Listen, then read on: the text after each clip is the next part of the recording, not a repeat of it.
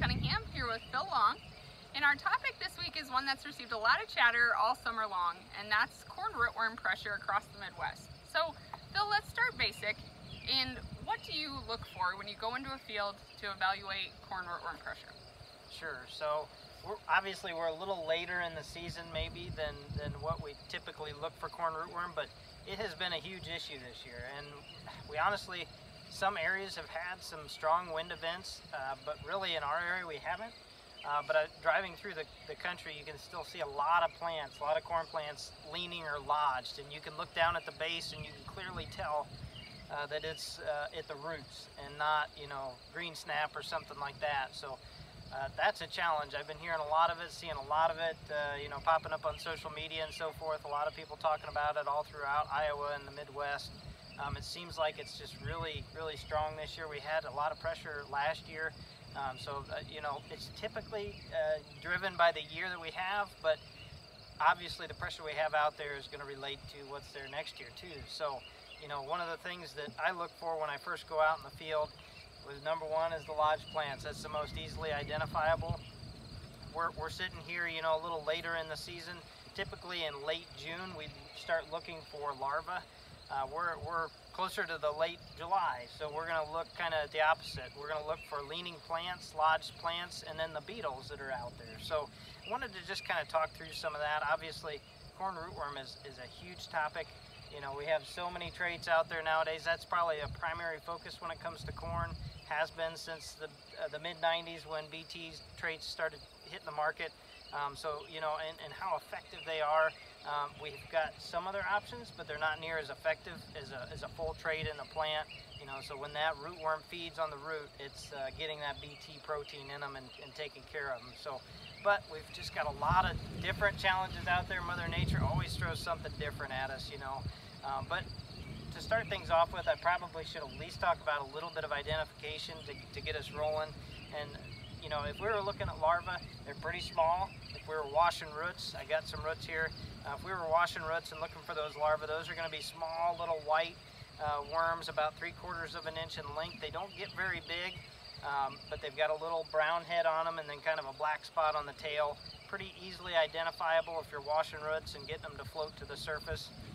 But right now we're looking at the adults, the beetles. So we're seeing them fly around. The westerns, most people are familiar with the westerns. They have that yellow, yellow on the wings and with the black, depending whether it's a male or female, you're going to see more black than yellow sometimes.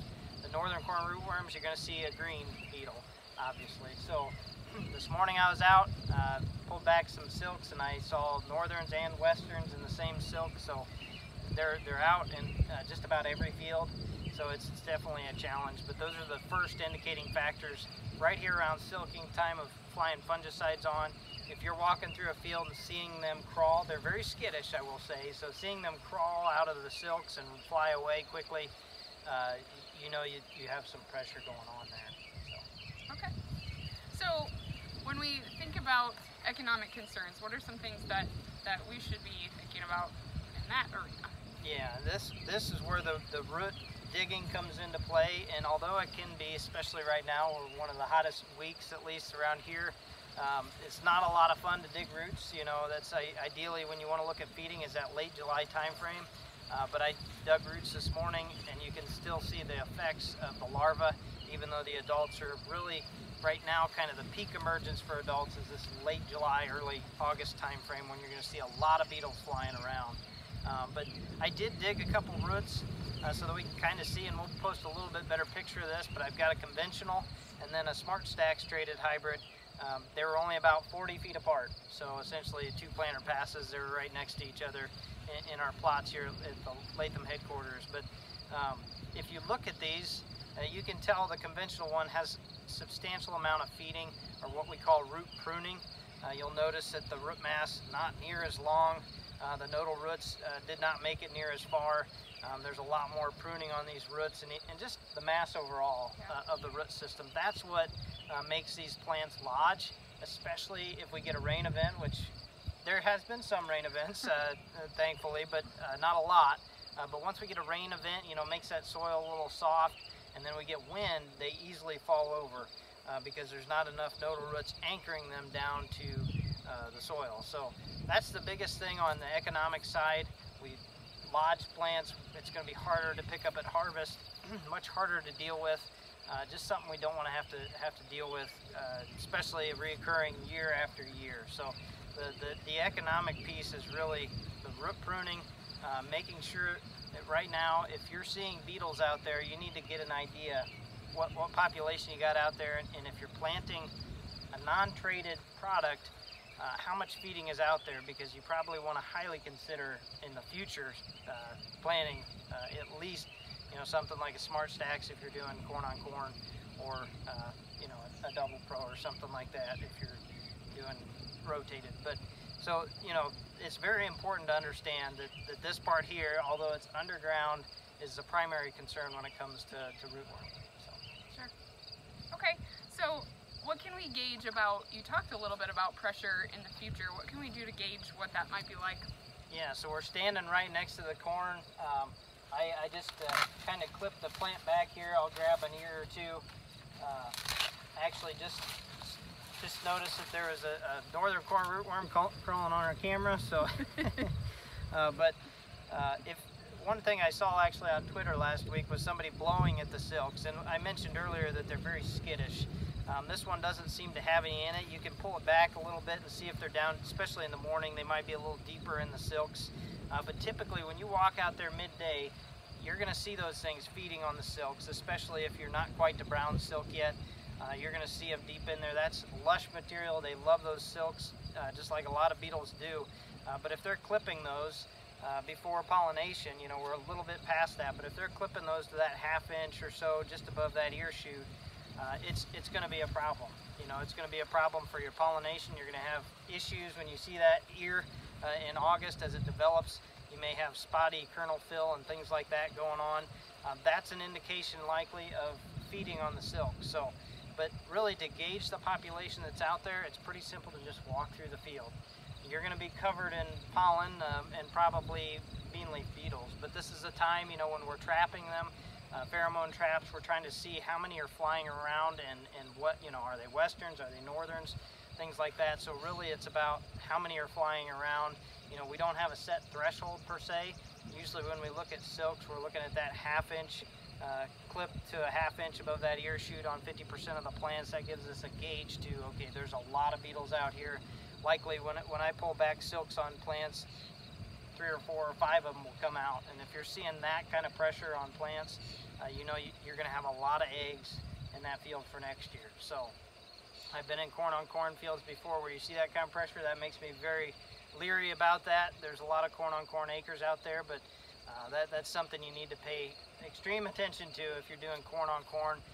Maybe not getting soybeans into the rotation, because that means that they're out there feeding for some reason, whether you're not planting smart stacks or maybe your insecticide's not working, something like that. You really need to pay attention. This is one of the most economically damaging pests that we have, and one that we spend a lot of time on focusing, not just for traits, but scouting in the summertime.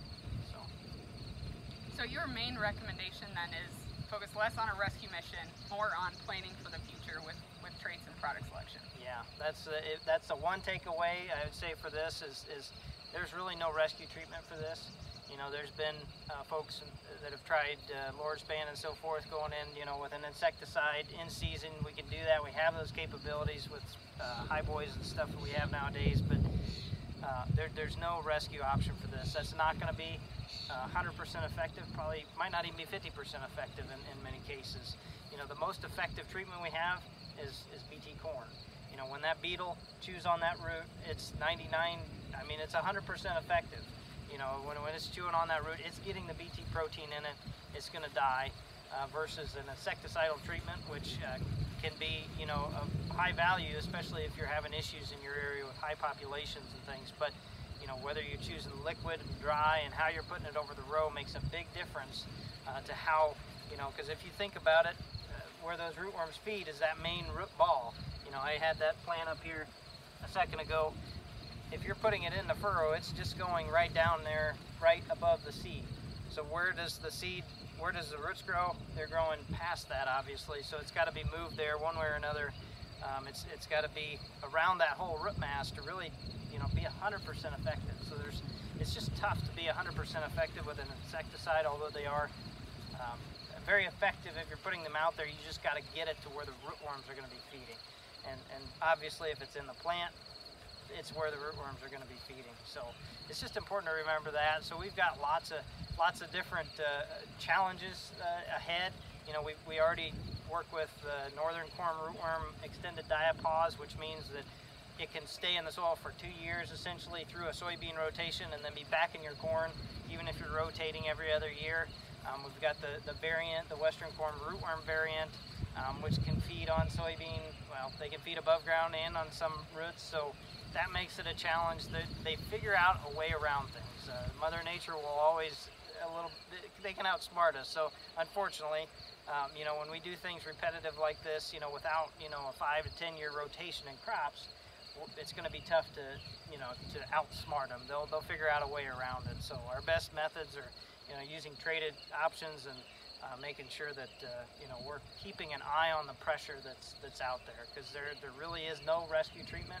The best thing you can do is figure out what's going on right now when you can see them and visually note how high the pressure is, and then plan for next year.